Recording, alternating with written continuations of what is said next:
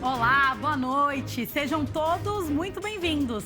Está no ar o Jornal Terra Viva. Vamos acompanhar agora o que é destaque no agronegócio no Brasil e no mundo nesta quinta-feira.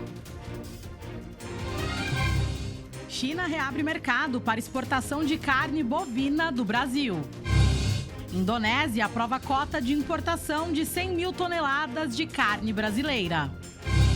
Volume da produção de leite no Brasil deve aumentar apenas 1,5% neste primeiro semestre de 2023.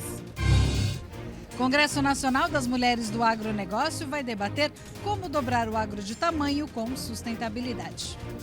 E ainda, a área plantada de trigo no Brasil deve crescer 5% na safra 2023-24.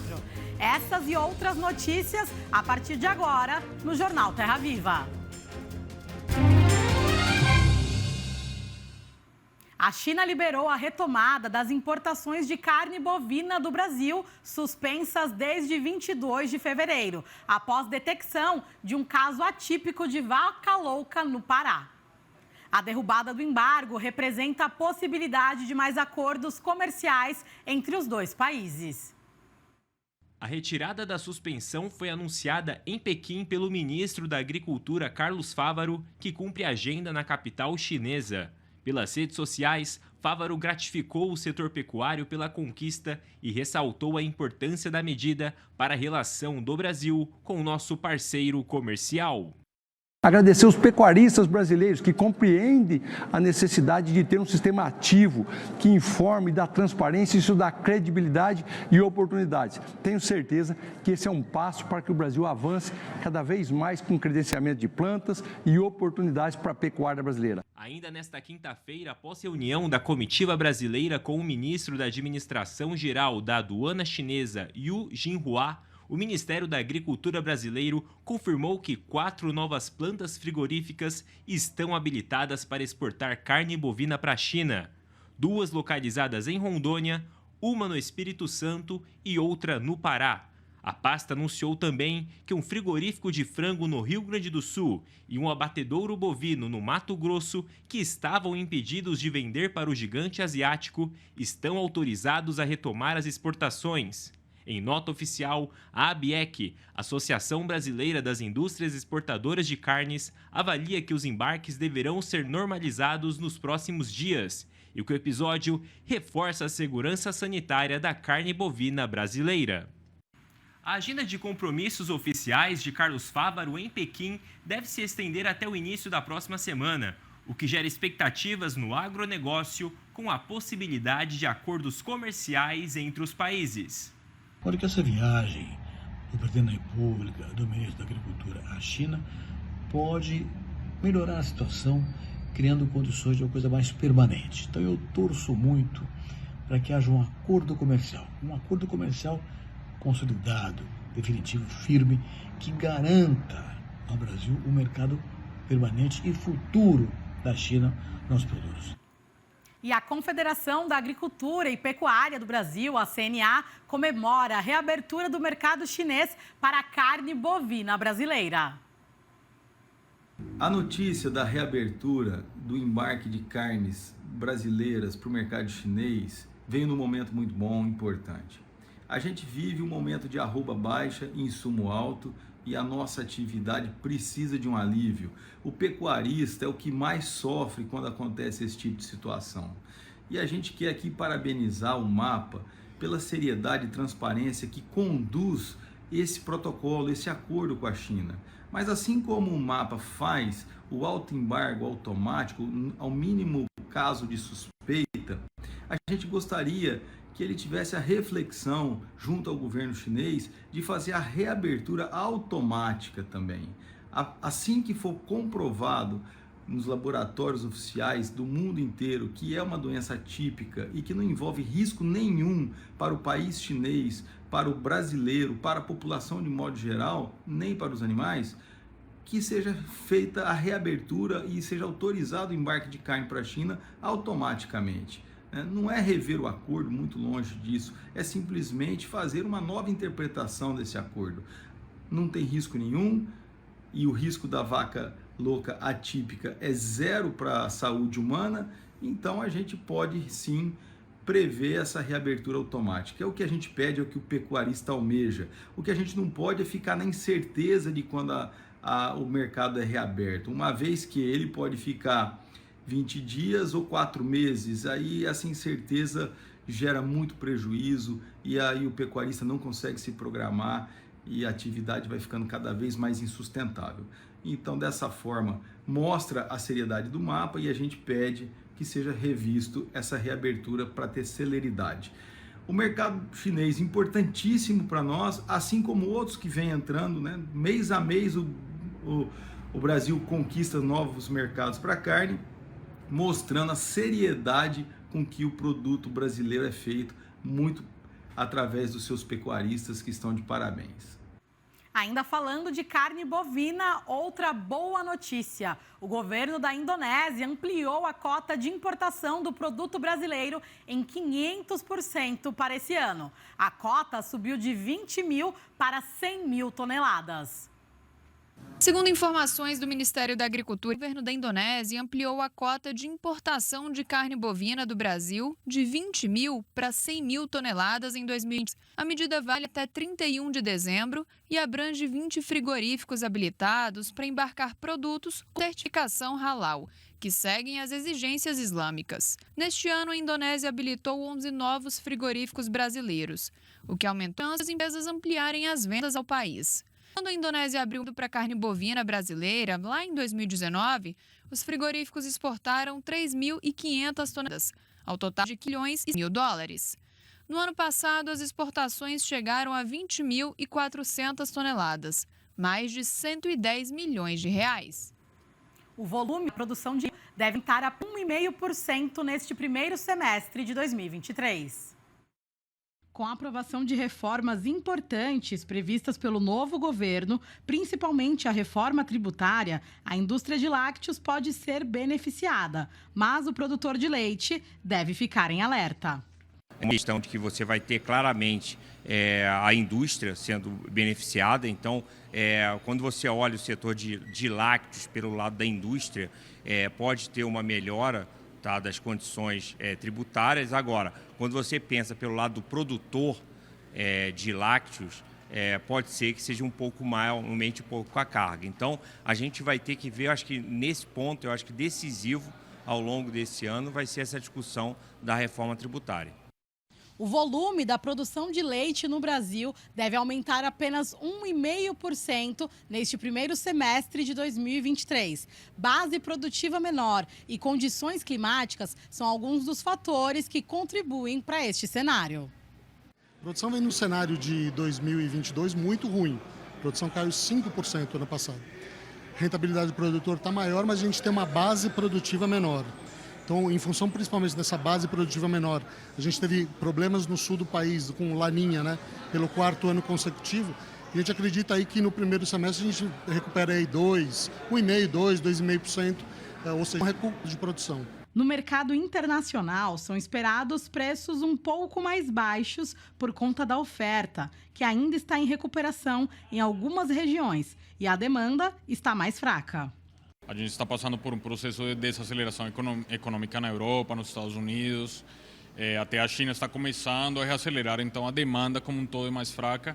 E com esse crescimento de oferta, os preços internacionais eles vêm caindo devagar, mas vão ser mais baixos do que no ano passado. Em relação ao consumo dos lácteos neste ano, as expectativas são positivas. Segundo os especialistas, o valor colocado no mercado por meio de iniciativas sociais do novo governo favorece o aumento das vendas. A gente já tem visto refletir isso em algumas categorias, com a queda do preço de lácteos e as alternativas que se busquem também dentro de alguns segmentos lácteos, como misturas lácteas, por exemplo, um caminho em substituição ao leite condensado, algumas oportunidades também no mercado de queijos, que é um mercado que vem crescendo bastante. Eu não tenho dúvida que esse incentivo agora de valor no mercado vai alavancar, sim, o consumo, e a gente tem uma perspectiva mais positiva do que foi o ano de 2022. Diante deste cenário de muitos desafios para o setor, o produtor de leite pode encontrar na tecnologia uma grande aliada para a otimização da atividade. A gente tem ferramentas ali para o produtor lidar melhor com o tema de mastite, usar menos antibiótico, descartar menos leite. A gente tem ferramentas como softwares de gestão, né, para poder ajudar ali, tanto no controle, no dia a dia, nas tarefas, como também na avaliação da fazenda. Por será que minha fazenda está indo bem ou não? Quais são os meus indicadores, né? O preço ao produtor do leite captado em janeiro subiu 5% em comparação com o mês anterior, segundo o boletim mensal do CPEA. Com o aumento, o preço médio no país chegou a R$ 2,76 o litro. O CPEA lembra que o aumento das cotações no início do ano é atípico, já que nessa época do ano ainda há produção do período da safra. No entanto, a produção seguiu limitada no primeiro bimestre, reflexo da perda do potencial produtivo em consequência do clima adverso e do encarecimento de insumos. A seguir, ao vivo, fechamento do mercado agrícola e ainda Congresso Nacional das Mulheres do Agronegócio vai debater como dobrar o agro em tamanho com sustentabilidade. Em instantes, no Jornal Terra Viva. O BNDES anunciou que conseguiu alavancar cerca de US$ 1 bilhão com o Fundo Internacional para promover a segurança alimentar do semiárido brasileiro. A medida foi anunciada durante o lançamento do programa Semeando Resiliência Climática em comunidades rurais do Nordeste. Os recursos serão destinados para enfrentar duas realidades que os agricultores familiares da região conhecem bem: o clima semiárido e a insegurança alimentar. Por isso, o projeto prevê a construção de 21 mil cisternas e de 16 mil unidades de tratamento e reuso de águas residuais domésticas. Tudo isso será possível em uma área com cerca de 84 mil hectares e com a restauração de ecossistemas com potencial para a prestação de serviços ambientais. 4 estados nordestinos vão ser beneficiados pelo projeto por meio de um chamado público, e tais medidas devem reduzir as emissões de carbono em aproximadamente 11 milhões de toneladas. O dinheiro será captado pelo BNDES junto ao Fundo Internacional de Desenvolvimento Agrícola, que é uma agência da ONU, e ficará responsável pelo repasse de US$ 129 milhões. O presidente Lula, que pressionava para que o Copom promovesse uma redução da Selic, criticou a manutenção da taxa básica de juros em 13,75%. Eu digo todo dia, não tem explicação para nenhum ser humano do planeta Terra a taxa de juros no Brasil está a 13,75. Não existe explicação. Então, veja, deixa eu lhe falar. Eu, como presidente da República, eu não posso ficar discutindo cada relatório do Copom. Eu não posso. Eles paguem o preço pelo que eles estão fazendo. A história julgará cada um de nós. A única coisa que eu sei é que a economia brasileira precisa crescer. Nós precisamos gerar emprego. É preciso garantir que o emprego é a única coisa que garante tranquilidade e dignidade ao povo. Se seu pai trabalha, sua mãe trabalha, se você trabalha, se todo mundo trabalha, todo mundo ganha um pouco, todo mundo consome um pouco, a economia volta a crescer. É esse país que eu quero construir. Vamos agora ao Agri Tendências de hoje com Silmar César Miller.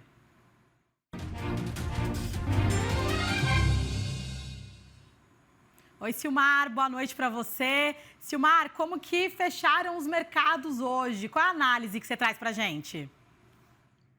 Olá, Regina, muito boa noite. Bom dia aos nossos amigos do canal Terra Viva. Pois é, essas declarações do presidente Lula, esse embate aí do presidente com o Banco Central, provocou um rebuliço hoje no próprio mercado financeiro. Na contramão do que gostaria o presidente, o dólar subiu por conta dessas discussões, 1 ponto percentual, fechou a R$ 5,29, e o mercado de ações desabou hoje, caiu 2,3%, ou seja, o mau humor permeou todos os mercados financeiros hoje, porque realmente está se criando aqui um clima de antagonismo muito forte entre o Executivo e o Banco Central, e com tendência aí, conforme sinalizou o próprio Banco Central ontem, de que ao invés de baixar juro, pode ser aumentado, inclusive, a ata do Banco Central divulgada ontem sinalizou essa possibilidade. Por quê? Porque também existe muita incerteza com relação à própria política do governo, ou seja, está tudo parado, a nova política fiscal não foi nem para o Congresso ainda, e tudo isso, claro, cria um clima de incertezas, e aí o próprio Banco Central prefere, então, manter taxas de juros elevadas aqui, enquanto o cenário não fica mais claro para todos nós aqui, inclusive essa questão que é fundamental agora da nova política econômica do próprio governo novo que assumiu já fazem 3 meses. Bom, então mercados hoje financeiros realmente com um clima de pessimismo. Lá fora, mercado de commodities agrícolas, que é o que nos interessa mais diretamente aqui para o nosso produtor, com 2 fatos antagônicos aqui que permearam o mercado nesta quinta-feira. Soja despencando mais uma vez na Bolsa de Chicago, as preocupações estão aumentando porque esse comportamento tem sido frequente, que todos os dias uma queda nova nos preços da soja, em plena colheita de uma safra nova. Soja caiu mais 1,9% hoje na Bolsa de Chicago, está cerca de 30 pontos abaixo de ontem, e não é o primeiro dia, são vários dias consecutivos, e isso está piorando o cenário interno aqui, com preços caindo para o produtor aqui em todo o Brasil, queda de mais de R$20 já nos últimos dias, e é uma preocupação grande porque já está batendo nos custos de produção que subiram nesta safra. Então, preocupação grande com relação à soja. Na contramão aqui, na outra ponta, o lado positivo, é o boi gordo, disparando hoje aqui na nossa Bolsa de Valores aqui em São Paulo, a B3, alta de 2,5% no contrato de março. Alguns outros contratos fecharam mais estáveis, mas tudo refletindo essa reabertura das importações de carne bovina brasileira pela China. Grande notícia do dia, isso repercutiu favoravelmente nos preços, tanto no mercado futuro aqui na B3, quanto no próprio mercado físico. Já se fala em negócios aparecendo aqui acima de R$300 pela arroba aqui no mercado físico brasileiro do boi. Outros mercados aqui com comportamento mais discreto, o milho caiu hoje também, 0,2%, o trigo também, mas uma queda também de pouca expressão, de 0,1%, algodão na Bolsa de Nova York caiu 0,9%, café é outro que caiu um pouco mais, café arábica queda de 2,1%, já refletindo previsões aqui de início de colheita da safra brasileira, está para começar, isso começa a pressionar o mercado lá fora também. Açúcar também caiu um pouco hoje, 1,2%, também por pressão do câmbio aqui no Brasil, o dólar subiu muito, isso acaba favorecendo mais vendas brasileiras, acaba batendo no preço lá fora, forçando a sua queda. Então, esse é o cenário do mercado nesta quinta-feira, como se viu aqui, 2 extremos, soja preocupando com queda e o preço do boi satisfazendo aqui os produtores com alta nos mercados, coisa que fazia tempo que não acontecia. Certo, Silmar, obrigada aí pelas informações, a gente segue acompanhando as movimentações e amanhã tem mais análise pra gente, né? Boa noite para você. Boa noite, Regina, obrigado pelo espaço, até amanhã. Até. E nesta quinta-feira, em São Paulo, foi realizado o lançamento oficial da 8ª edição do Congresso Nacional das Mulheres do Agronegócio. O encontro, marcado para outubro na capital paulista, vai debater como dobrar o agro de tamanho com sustentabilidade. A produtora Anne, do Piauí, ficou tão encantada quando participou pela primeira vez do Congresso que tornou-se embaixadora do evento. A missão dela é reunir o maior número de produtoras do Nordeste para assistir às palestras. E a gente começa a ter várias ideias e coloca em prática. Assim foi comigo. Então a gente sai do casulo e olha para um mundo diferente, para coisas que a gente, de repente, não estava enxergando, não estava identificando. Cerca de 3.000 mulheres de todo o país devem participar do Congresso, que será realizado em outubro na cidade de São Paulo. Na 8ª edição, as visitantes vão debater como dobrar o agro de tamanho com sustentabilidade. Para crescer o PIB brasileiro, nós precisamos dobrar o agro brasileiro de tamanho. Existem condições para isso? Existe ciência, tecnologia, recursos humanos, conhecimento e demanda. Este ano, o Congresso terá temas mais técnicos, além de palestras com mulheres líderes de empresas, que vão contar a trajetória profissional. É sempre uma referência. Então, a hora que eu tenho alguém que eu possa me espelhar, eu admiro e eu tenho uma referência, E fica mais fácil de eu acreditar que eu também consigo. Quando ela vem, encontra outras mulheres que têm ótimos resultados e umas que não têm, que estão procurando também esse saber, elas levam para casa essa energia, né? Chega lá, quer mudar tudo, quer fazer um monte de coisa. O lançamento oficial do evento ocorreu em um restaurante de São Paulo. Quem está participando do congresso consegue fazer várias conexões, fazer o tal do networking, né? E a gente começa a trocar muitas ideias de várias regiões. Fui num congresso das mulheres para assistir e eu achei ele muito enriquecedor, ele traz muita informação técnica, também a questão do networking. E aí eu passei a apoiar esse tipo de evento, porque eu acredito que trocando experiências e tendo informações, as mulheres se sentem mais seguras e mais capacitadas para atuar no mercado do agro. E a seguir, a previsão do tempo para todo o país. E ainda, a área plantada de trigo no Brasil deve crescer 5% na safra 2023-24. Daqui a pouco, no Jornal Terra Viva. A área de plantio do trigo deve chegar a mais de 3 milhões de hectares. Avanço de 5% em relação à temporada anterior. Esse resultado é decorrente do atraso da colheita da soja, do menor custo de produção e a expectativa de melhores margens devido à manutenção de preços firmes. Em regiões onde o trigo compete com o milho safrinha, o atraso da soja deixou a janela do plantio de milho apertada. Assim, muitos produtores vão optar pelo cereal de inverno. Segundo estimativa de Safras e Mercado, o potencial de produção, considerando uma produtividade dentro da normalidade e sem problemas climáticos, deve chegar a 12 milhões de toneladas. O Rio Grande do Sul seguirá como o maior produtor, com um potencial de 6,2 milhões de toneladas. Há um temor em relação a possíveis perdas de produção por causa de geadas. Com a Laninha dando lugar ao El Ninho, a expectativa é de um inverno menos rigoroso. Por outro lado, o alerta fica para a possibilidade de maior ocorrência de chuva no período da colheita. Vamos saber como é que fica a previsão do tempo para todo o país nesta sexta-feira. E quem conta pra gente como fica o clima é a Luísa Cardoso. Uma área de baixa pressão na altura do norte do país vai ajudar a formação de nuvens carregadas justamente sobre o norte e nordeste nesta sexta-feira, inclusive é onde ficam os maiores acumulados, entre o Acre, o leste do Amazonas, também Pará, norte do Tocantins, Maranhão, Piauí e a faixa do litoral baiano e de Sergipe. Há alerta para novos transtornos nessas regiões por conta do excesso de umidade. Em relação a Mato Grosso e Mato Grosso do Sul e a boa parte dos 3 estados do sul do país, o tempo fica firme pela manhã e a chuva acontece de moderada a forte intensidade no período da tarde. Já numa faixa que vai desde São Paulo até o noroeste do Paraná e também no norte de Minas Gerais, Goiás e o oeste da Bahia, o tempo vai ficar firme e não chove em nenhum momento.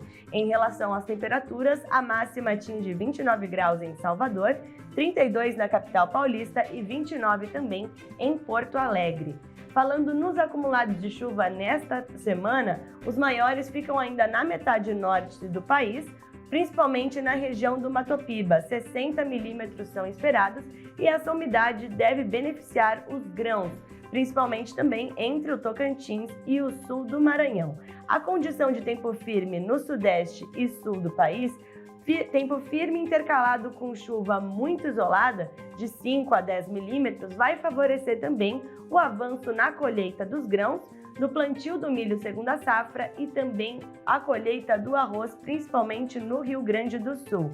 Já no centro-oeste, essa umidade favorece o desenvolvimento do algodão. Na próxima semana, a chuva se espalha pelo Brasil, mas os maiores acumulados permanecem ainda no norte. 60 milímetros são esperados para áreas do Amazonas e a condição de tempo firme permanece entre a Bahia e o norte de Minas Gerais. Já na metade sul de Minas Gerais, Espírito Santo, Rio de Janeiro e boa parte de São Paulo, a umidade aparece no fim da tarde, mas de maneira ainda muito pontual. A Federação da Agricultura e Pecuária do Sergipe convidou uma comitiva de produtores de milho para conhecer a operação do Terminal Marítimo Inácio Barbosa, o popular porto do estado. E durante esse passeio, os convidados puderam acompanhar parte do processo de escoamento da produção local, incluindo o embarque de um navio com mais de 30 mil toneladas de milho, que serão exportadas no próximo domingo para Porto Rico. Haroldo hoje visita o setor produtivo, essa aproximação, o que é que significa isso, né, para a produção de milho em Sergipe? Eu acho que primeiro deve ser para o produtor, principalmente alguns pioneiros que estavam aqui na visita de hoje, de uma grande satisfação. Aqueles que começaram lá no final da década de 90, início da década de 2000, ver que aquilo que jamais eles imaginariam, poderia ter imaginado que estava seu produto sendo exportado, né? Então, acho que primeiro uma satisfação. E depois, olhando pelo lado comercial, abre-se uma outra janela enorme de oportunidades para vender a nossa safra de milho. Então, essa exportação é uma nova janela de compra da nossa safra. E isso valoriza o preço, aumenta a concorrência dos compradores. Então é um ganho extremamente significativo. Então, desde quando, no início, lá quando a gente começou, nós tínhamos a dificuldade de vender a produção da gente. Certo? Dependia das granjas de Pernambuco, Alagoas, Paraíba, Ceará, até o Rio Grande do Norte. E naquela época, tudo o que acontecia, se a gente tivesse uma safra de excedente de safra, nós tínhamos dificuldade. Hoje não, a gente vê que a região está se desenvolvendo. Hoje o Ceobra já passa mais de 400 mil hectares, eu já produzindo acima de 120 sacos de milho, e hoje vê a exportação. A gente vê isso com uma esperança. Aumenta muito a expectativa da gente, e vinha de baixa expectativa devido ao ano passado, né, ter um inverno acima do normal, um ano atípico aqui. Preço baixo, custo alto de insumos, e essa exportação agora veio alavancar aqui os agricultores, né? Não, o mercado de milho sergipano a cada ano cresce, e isso é muito importante, que fica com mais uma oportunidade dos produtores coar o grão fora do mercado de Pernambuco, que é o nosso grande consumidor. Nesta época, o consumo de pescado aumenta no Brasil e o preço também. Por isso, tem que pesquisar e pechinchar. Não é só uma questão de gosto. Pela tradição católica, na Quaresma, período de preparação para a Páscoa, muita gente troca a carne vermelha por pescados. O peixe quer dizer renovação, fartura. Aqui no Mercado do Peixe, um dos principais pontos de venda de pescados de Salvador, o movimento de clientes cresce 50% durante a Quaresma. O problema é que os preços também subiram. Inclusive de alguns dos peixes mais consumidos, como vermelho, badejo, corvina e salmão. Então, em torno de uns 15%. É de acordo com a procura e a demanda, né? A corvina mesmo, que vendia de 15, agora está vendendo de 18. E o vermelho, que era 35, tem entre 40 e 45 o vermelho. Na Semana Santa mesmo, a tendência é aumentar consideravelmente, viu? Peixe bom não é só aquele peixe mais caro. Lógico que ele tem mais, por exemplo, ômega 3, que vai trazer mais benefícios. Mas um peixe mais em conta, como, por exemplo, a corvina, ela tem gordura de boa qualidade, ela tem proteína, ela tem vitaminas, que vai sim favorecer a saúde como um todo. Ela pode vir com camarão, leite de coco, pimentão, azeite de dendê e ainda acompanha pirão, arroz e feijão fradinho. Deu água na boca, né? A muqueca baiana está entre os 20 melhores pratos feitos com frutos do mar em todo o mundo.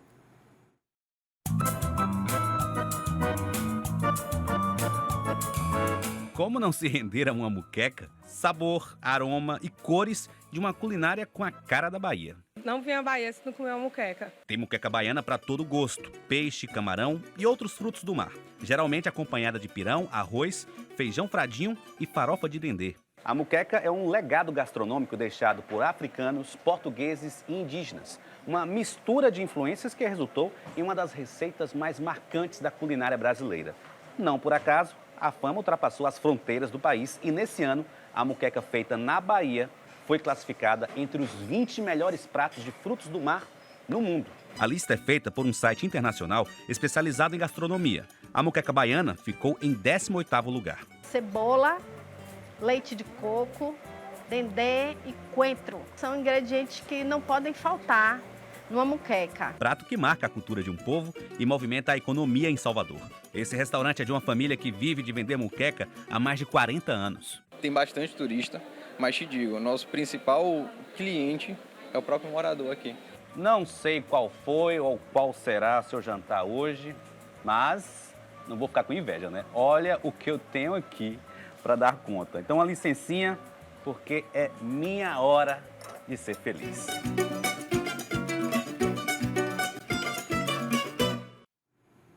Obrigada pela sua companhia aqui no Jornal Terra Viva. Uma ótima noite para você e fique com a gente aqui na programação do canal Terra Viva.